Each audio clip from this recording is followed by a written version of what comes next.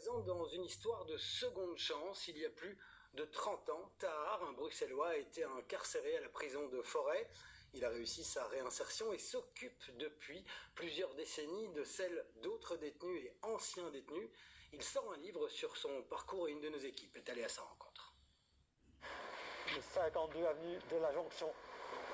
Alors, quelques jours après les faits qui m'ont conduit devant la cour d'assises, je me retrouve ici, dans un fourgon, direction de la prison de Forêt. Tahar a 21 ans quand il entre à la prison de Forêt en 1988, après s'être laissé embarquer dans une expédition punitive qui entraîne la mort d'un homme. Il y reste 26 mois et occupe principalement la cellule 89 de l'LB.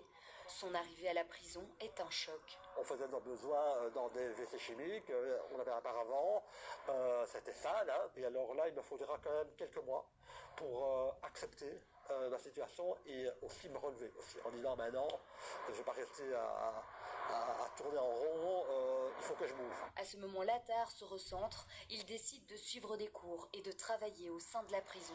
Ça m'a permis en tout cas de penser à autre chose et de construire quelque part demain, quoi.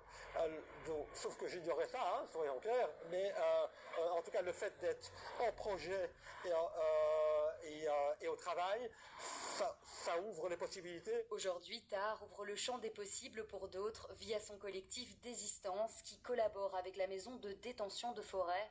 Dans cet espace, sur une année, près de 50 détenus ou ex-détenus suivent un programme de 8 semaines pour construire leur futur. L'encadrement a un objectif. Maximiser les chances de réinsertion en découvrant ce qu'on a en soi et qui ferait qu'à un moment donné, on peut bifurquer de chemin et trouver des satisfactions en dehors de la délinquance. Et par exemple en travaillant, en se formant. Tahar travaille dans la réinsertion depuis 34 ans, avec toujours la même soif d'aider, comme d'autres l'ont fait pour lui. Ce qui m'a aidé, c'est qu'il y ait des gens qui m'aient tendu la main.